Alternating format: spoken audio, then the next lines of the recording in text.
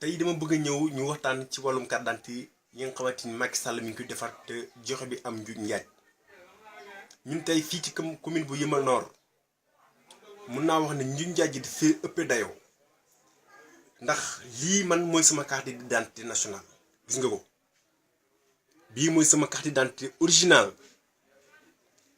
ñu dafa ma sama bureau de vote mu nekk école Malika récepteur bureau numéro 5 bureau numéro 5 tey ci yoon ba ma doon jot carte d'identité dama ci waroon a yóbbaale ak sama récépissé gis nga récépissé baa ngi nii te ni ma jotee carte d'identité bi ab ASP moo ma xàmmee ci koñ ba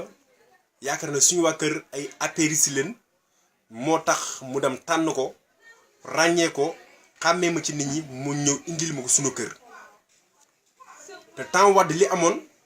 mooy ba bëgg a jot sa carte d'identité da ngay dem police bàyyi fa sa récépissé ñu indil la ñu jox la sa carte d'identité bon benn nju njaaje nga noonu amul ñaareel bi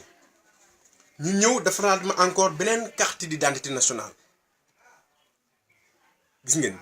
beneen carte d'identité moo nekk ni ci kaw boo xoolee amul différence ak ñoom ñaar ñëpp face bi benn bi la parce que li nekk ci fii moo nekk ci fii mais ce qui est grave ba tourner la page fii carte d'identité bi dañoo def école bataillon de la marine bu nekk fii ci Yeumbeul bureau numéro 3 foofu leen ma lay voté sama ancien carte d'identité mooy bu njëkk génn ñi def fa bureau numéro 5 école récepteur bu Malika ñoom nag bii boo xoolee duplicata la parce que muy nii boo xoolee encore ci pegg photo bi même chose nga fay gis alors que bii nii amu ko te ñun ñaar ñëpp kenn nikkee ko moom muy Amath Thiam né le 15 janvier 94 bon filière yu nekk fii même chose la mais yu nekk fii bureau de vote bi lay changé lu tax ma la njun njaaye ci am pour nga am duplicata il fallait que sa carte d'identité nationale bi réer ba mënoo sa jot nga dem police ñu defal la certificat de perte bu ñu la defalee certificat de perte nga dem déposer ko au niveau de commissariat ñu jox la délai bien déterminé ci lañ ko mën a defar après nga ñëw ñu récupérer la ko jox la ko mais man dañu ma defaral certificat de perte à mon insu sama ginnaaw loo xam ne yëguma ko comme si sama carte d'identité dafa réer te maa ngi ko yore sama biir sac yëmu ci boo gisee ñu defal duplicata yu mel nii état bi dafa laat yeneen 465 bureaux de vote fictif te 465 bureaux de vote voluel kenn mënu laa wax fu mu ne parce que école de bataillon marine lii ni amul école bi am na mais amul centre nekkul centre mosul nekk centre képp ku fa dem di voté yi boo voté ba pare dañ la fa defal ay mandataires yu mel ni benn bokk yaakaaram fa nekk ay Pastef ay nangama mais ñëpp ay apéristes leen soo wanee ginnaaw ñu changé seen filière defal ko Macky Sall loolu mu leen tax a jóg te boo ce qui est bizarre tey dama yor sama ñaari carte d'identité ak sama récépissé dégg nga plus sama ancien carte d'identité numérique muy 3 plus récépissé muy 4 ñoom nag li garaaw ñu ngi dugg ci kër yi di récupérer sa original bi mooy carte d'identité bu njëkk bi bii dañ koy récupérer bu ñu jox duplicata ba pare dañ lay wax naa ana sa original bi jox ñu ko parce que boobu dafa ñuy jum ci imprimante bi c'est pas vrai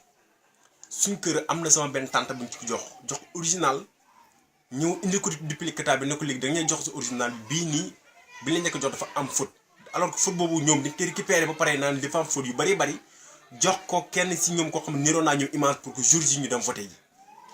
yow tey boo demoon école bataillon marine dafa ne yaa ngi vote doo fekk bureau de vote wala boo ba nga fay fekk it soo paree Macky Sall lañ koy voté léegi nag li ma leen bàyyiloo xel mooy que ne képp ku ñëw seen kër naan jox ma sama carte d'identité wala kaay ma jox la sa duplicata nga jox ma sa carte d'identité lu bu leen ko nangu parce que élection yi dañ koy sàcc te boo xoolee ñu def 465 bureau de vote nouveau bureau de vote plus ñu orienté ci lu toll ci 79 000 je dis bien et vérifier les chiffres 79 000 électeurs leen orienté ci 465 bureau de vote yooyu te kenn laa mënu laa wax ne 479 000 yoolu mooy yu bees yi ñuy indi ay duplicata loolu la kon Macky Sall mën naa wax ne na day sàcc élection yi te nii la ko nar a sàcce nag ba ñun askan ñoo ci teel a jóg fexe ba lii ñu gars yi di def ba ñu njaaj gi fekkee wóoluwul seen bilan nañ ñu waxal parce que réew mi kat toll na foo xamante ni ay borom xam-xam ñoo ko mën a jiite mais pas ay sàcc ñoo koy jiite. fii ci Yeumbeul Nord nag commune bu Yeumbeul Nord fi ma dëkk muy Allo Baye Ñaax côté marché Fatou Doumbouya foofu mairie bi ñu ngi yónni ay nit ñoo xam dañu mbuwoon ay ONG leen di dugg si kër yi di récupérer carte d'identité di la jox ay duplicata bañ leen tey jii maa ñoom ñëw ni sama kër pour ni kat nar ko récupérer maa ñoom dañoo lànk ñun dañ fi ñëwaat suba te app naa ko nag ñu dem ba dig mais du jaar commissariat bu Yeumbeul wala bu Malika ñàkkul na ñoomee nen ñooy liggéey mais app naa ko dig wala ma jël carte d'identité bi li nga xamante ma duplicata ma damate ko parce que am ma soxla si ñoom te bés boo ko jëlee jox ko ñeneen jàppal ne yow say données yëpp mu ngi circuler ci dëkk bi te conséquences yi buñ ci yegsee yow yaa koy gën a subir jaa ngeen jëf